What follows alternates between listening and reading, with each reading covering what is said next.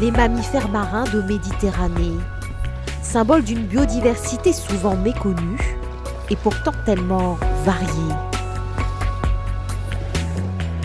La Méditerranée abrite 8 espèces communes de cétacés, des grands dauphins, les bleus et blancs, mais aussi des dauphins de Risso, globicéphales, le champion des grandes profondeurs, le cachalot, et surtout le rorqual commun, la deuxième plus grande baleine au monde.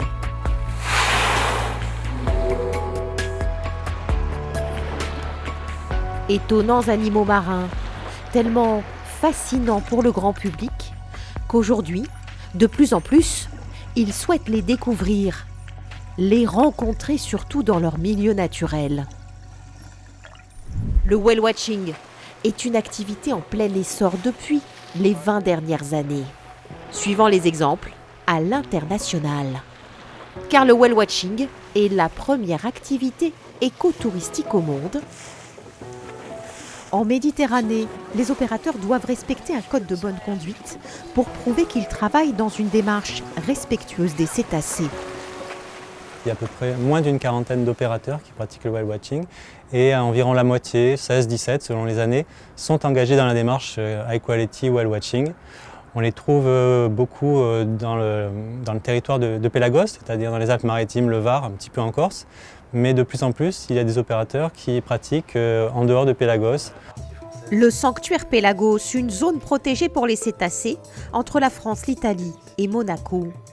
Le siège de la partie française du sanctuaire met désormais en avant un label High Quality Whale Watching, un code de bonne conduite pour les opérateurs. L'historique de la démarche de création du label remonte en gros à 2001 où on a mis en place un code d'approche qui permet de définir comment on approche correctement les mammifères marins. Le label a été déposé en 2014 par ACOBAMS, conjointement à Pélagos. ACOBAMS, c'est un accord sur la conservation des cétacés en mer Noire, en Méditerranée, en Atlantique. Collaboration entre plusieurs pays pour réduire les menaces qui pèsent sur les cétacés.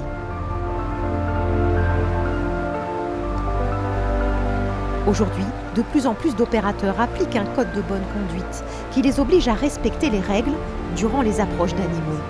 Exemple, avec cette sortie whale watching en Méditerranée qui commence d'abord par un exposé.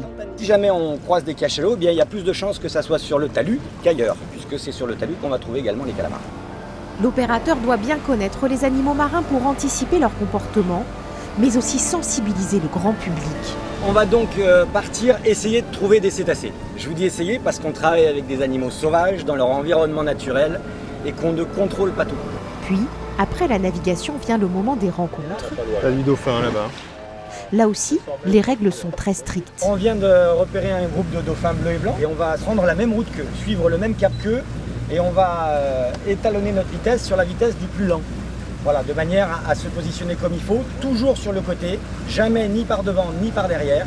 La règle est simple. Dans une zone dite de vigilance de 300 mètres autour d'eux, les cétacés peuvent ressentir les perturbations. Il ne faut donc pas leur couper la route, ne pas les brusquer s'ils prennent la fuite et être très attentif à leur comportement. Je vois des petits ailerons qui y a avec, donc il va falloir être particulièrement vigilant. On va faire le tour pour être sûr de ne pas les gêner. On a pu observer que c'était des mères qui se regroupaient avec des jeunes dauphins. Et donc qu'il fallait bien respecter les distances pour ne pas trop les déranger et ne pas leur créer trop de stress. Puis, la zone des 100 mètres autour des cétacés est une zone d'approche interdite par le code de bonne conduite. Sauf si les cétacés y viennent spontanément, le bateau, lui, ne doit pas y pénétrer. C'est très rare que les gens nous demandent de se rapprocher plus ou quoi que ce soit. Ils sont tout de suite dans le bain et je pense d'ailleurs que s'ils ont choisi un opérateur High Quality Whale Watching, c'est aussi parce qu'ils tiennent à ce que ça se passe de cette manière-là. C'est une notion de respect déjà, on arrive chez eux, en fait, c'est nous qui nous invitons dans leur milieu naturel. Et je pense qu'il y a une notion de respect et pour respecter leur quiétude et leurs activités aussi diverses. On n'arrive pas chez quelqu'un en hurlant et en général on tape à la porte et ensuite si on y est invité, on rentre. Le label a été un de mes critères de sélection pour la sortie d'aujourd'hui. Je trouve que c'est important justement qu'il y ait un label comme ça. Et enfin, selon le code de bonne conduite, la durée d'observation dans la zone des 300 mètres est limitée à 30 minutes. Un seul bateau autour des mammifères marins et surtout, il ne faut pas tenter de les nourrir, de les toucher ou de nager avec eux.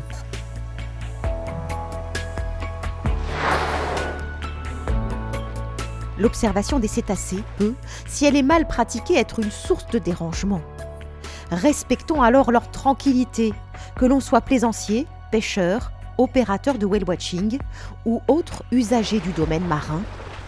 Les règles énoncées s'appliquent de la même façon dans le sanctuaire et au-delà.